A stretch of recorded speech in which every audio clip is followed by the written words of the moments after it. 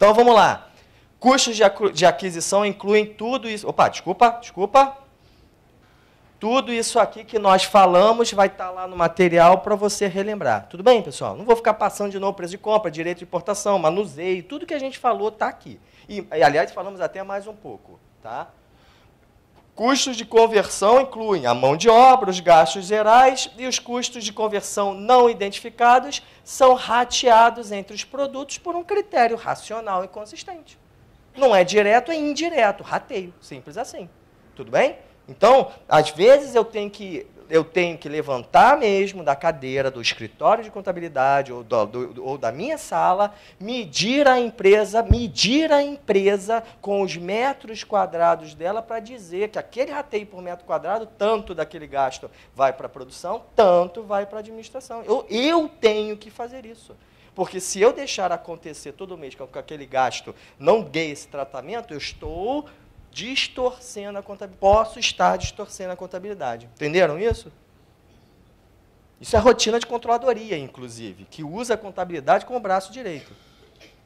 Na sequência, material, mão de obra, gastos gerais e despesas nunca vão entrar no estoque. Tudo bem até aí, pessoal?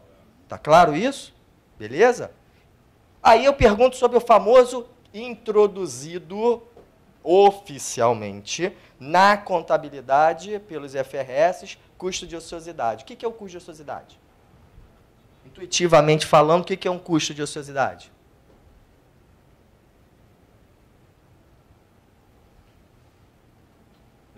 Lembram? Ociosidade é uma palavra intuitiva, não é, pessoal? A empresa pode produzir 1 milhão de unidades, está produzindo 500, está em crise. É ou não é, pessoal? Tem ou não tem? A nota fiscal do aluguel diminui por causa principalmente os custos fixos. Eles diminuem só porque você de 1 milhão de unidades desceu para 500? Espera aí. Então vai a pergunta, olha para cá.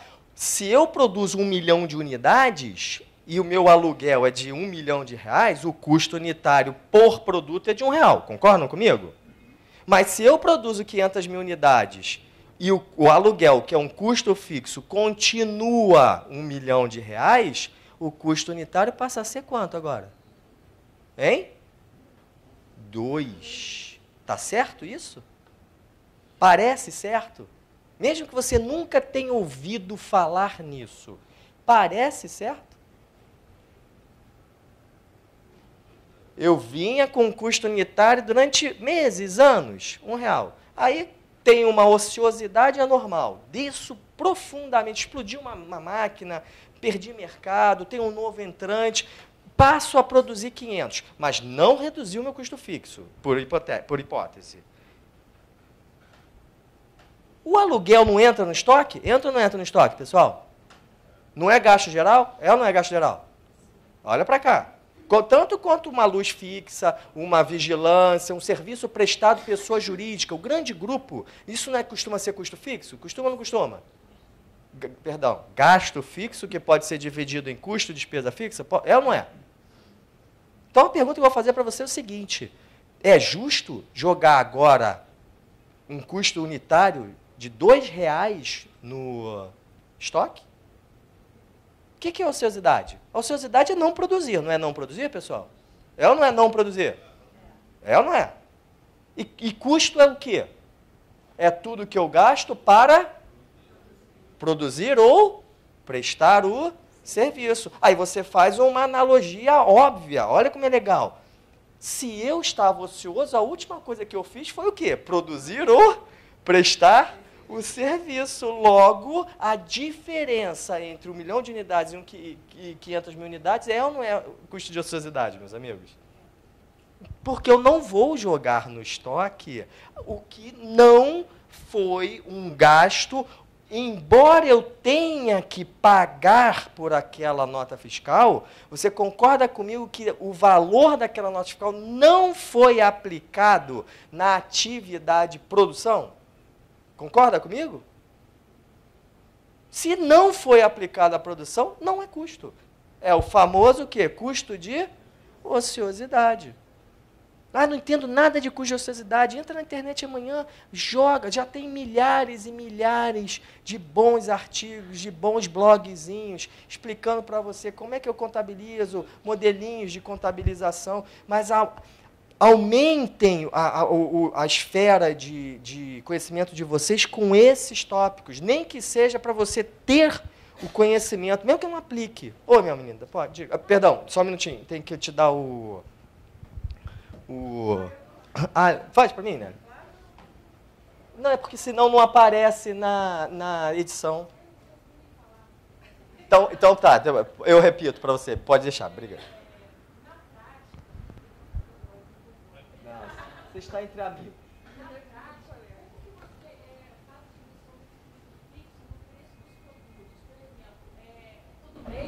Todo mês você tem uma variação de custo daquele produto, você tem um estoque, você tem variação do preço de custo do estoque, porque o seu custo fixo está dependendo da sua produção. Então, porque a sua markup não vai poder bater. Na realidade, no mercado... Isso aí, arrebenta o markup. Por isso que eu tenho que segregar. O que é o markup? Ela perguntou o seguinte, qual o impacto disso no preço? A questão toda é a seguinte, vamos ser francos. O preço do produto não tem a ver com estoque, mas tem ao mesmo tempo. Porque o estoque é o custo, não é verdade? Então, olha só, é legal pensar isso na ótica financeira, mas que nós, contadores, podemos ajudar sobremaneira. Se eu recebo uma nota, como eu dei o exemplo, de aluguel de 1 milhão, eu vou ter que pagar 1 milhão no final das contas. Concorda comigo? Vou ou não vou, pessoal? Vamos pensar melhor. A folha de pagamento. Ninguém fica demitindo, depois contratando, demitindo, contratando, só porque o mercado faz isso. Não é óbvio, pessoal? Você tem óbvio que, desde que você não faça uma demissão geral, você acaba tendo um gasto fixo para um desembolso fixo. Concordam comigo? Usando as terminologias corretas. A questão é que roda a folha de pagamento, e aí vale a mesma coisa para você. Porque eu tenho uma folha de pagamento, eu tenho ociosidade. Eu não peguei esse pessoal para produzir. Concordam comigo? Mas eu tenho o mesmo gasto. Então, esse vocês têm que aprender. O gasto é o mesmo, ó. Mas dentro desse gasto, um pedaço vai para custo de ociosidade, ou despesa de ociosidade, e o outro vai para o estoque. No final das contas, a demonstração de resultado traz custo e despesa. Traz ou não traz? Tudo bem? Traz. No infinito, ela traz 100% da folha de pagamento. Traz ou não traz? Está claro isso? Então, se eu uso o markup, que é um percentual sobre o custo, tá bom? Partindo da despesa. Tenha ela sido agregada no custo, ou seja ela na despesa, ambas estão lá dentro. Concorda comigo? Se bem contabilizadas.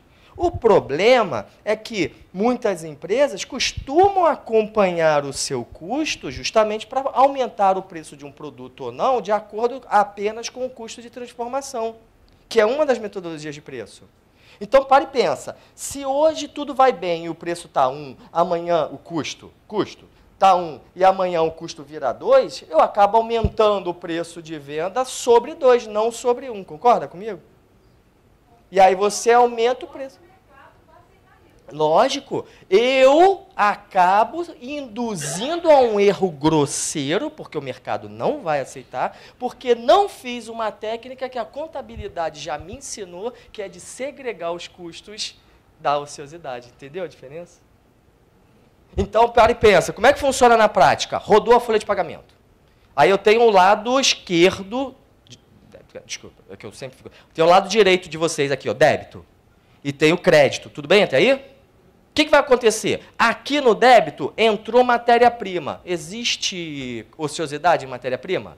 Não, eu só uso o que eu efetivamente vou produzir. Não estou falando de desperdício. Estou falando que, óbvio, que se eu produzir 1 milhão de unidades e agora 500, o bom atuar empresarial só vai usar material, não é isso? De 500. Então, não tem que se falar de ociosidade. Tudo bem até aí?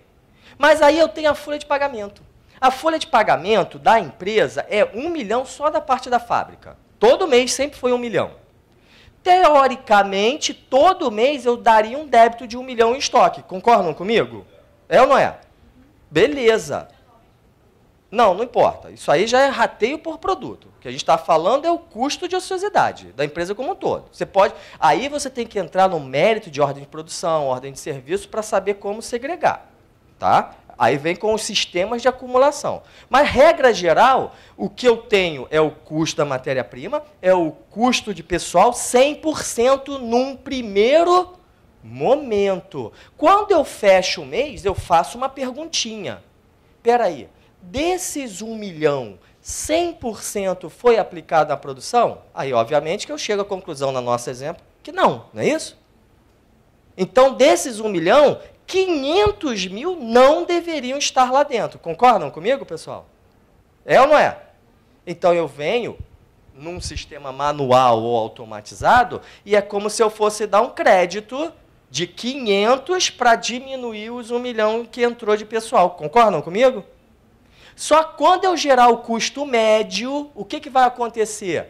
Eu vou ter débito de matéria-prima mais 1 milhão de mão de obra, reduzida por um crédito que, na verdade, ficou 500 mil de mão de obra. Concordam comigo?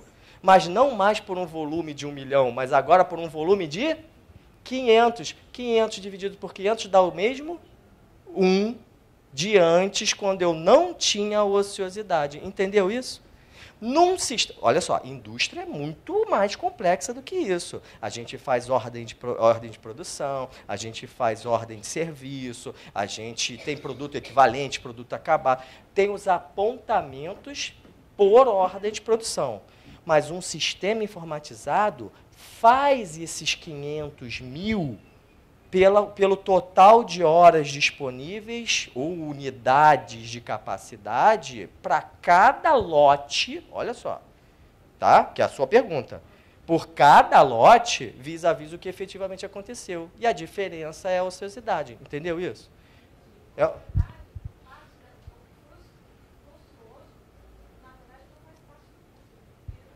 Vai para a despesa.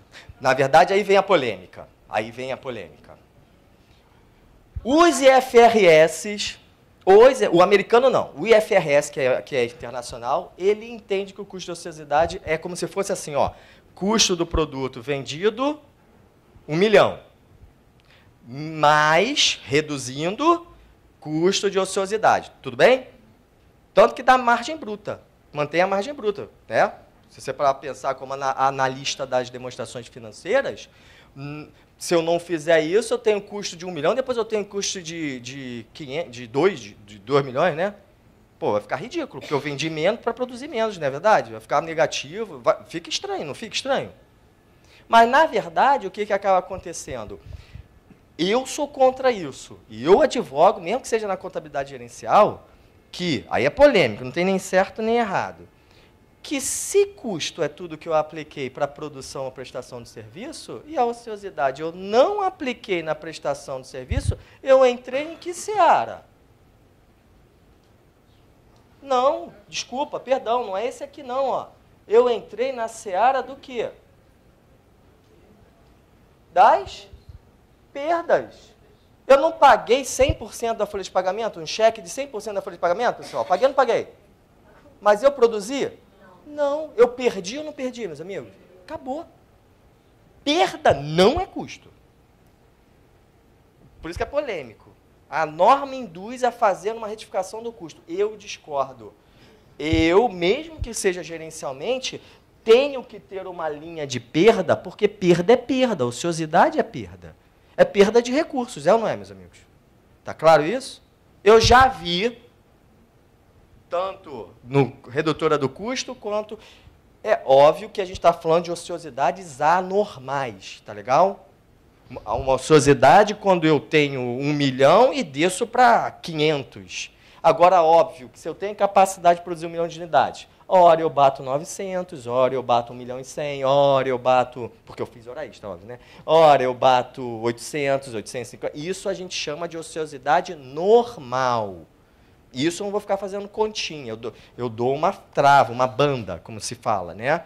Mas a ociosidade anormal, que é quando vem alguma crise, sem a redução proporcional dos custos, eu tenho que parar para pensar se o meu prestador de serviço, se a minha indústria não está tendo ociosidade. Está claro isso? Comércio não tem isso, né? Porque comércio, a mercadoria acaba sendo tudo custo variável. Concorda comigo? Eu só vou ter custo pelo que eu comprar e pelo que eu vender efetivamente. Mas perceba como é legal? E aí, isso é ociosidade. E o ajuste a valor presente? CPC 12. Já leu o CPC 12? CPC 12 é muito legal. Eu acho que vocês não leram nada ainda, né?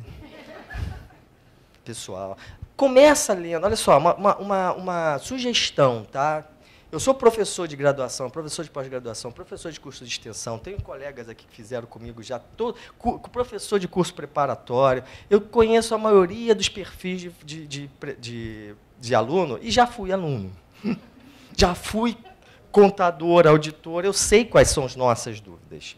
Cara, lê o SGAP, lê IFRS, lê CPC, é o inferno. É até bom quando tu lê assim, sabe, tu briga com a mulher, tu briga com o marido, aí tu pega e fala, benzinho, vem cá, faz as pazes comigo. Porque tu descobre que é feliz e não sabia, entendeu? Assim, sem demérito para a nossa norma contábil, a gente está sendo gravado, mas é difícil. Por quê? Porque, cara, pode falar, né?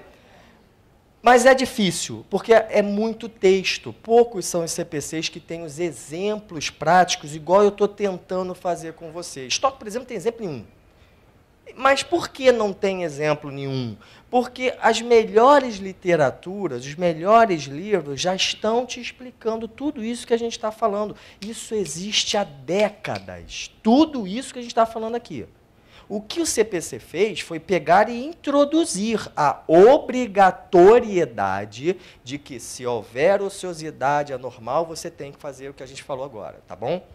Se houver ajuste a valor presente, fazer o que eu vou explicar daqui a pouco, caso relevante. É diferente, mas sempre existiu ajuste a valor presente, sempre existiu ociosidade, sempre existiu os custos, os ratos, sempre, sempre, sempre.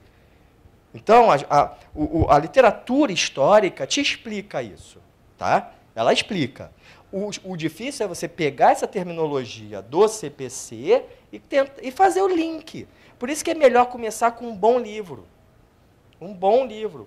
Pega um livro de contabilidade, não vou indicar nenhum livro, eu nunca indico nenhum livro. Eu nunca indico nenhum livro. Porque o bom livro é aquele que você olha e fala, cara, estou entendendo. Esse cara me explicou direitinho. Pô, lembrei do que aquele cara falou naquela palestra de 2 horas lá. Não, poxa, é verdade, é isso aqui. Porque se você pegar o FIPECAF é um ótimo livro, mas ele é difícil de ler.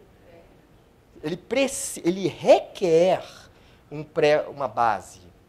Mas se você pegar um livro de custos de graduação ou um livro de CPC comentado, com exemplos, aí você começa a entender o que esse negócio de ociosidade, quando é que gera ociosidade? O cálculo tem que ser algo parecido com isso que a gente falou agora. O bom livro vai te explicar isso com mais ou menos detalhe. Está claro isso?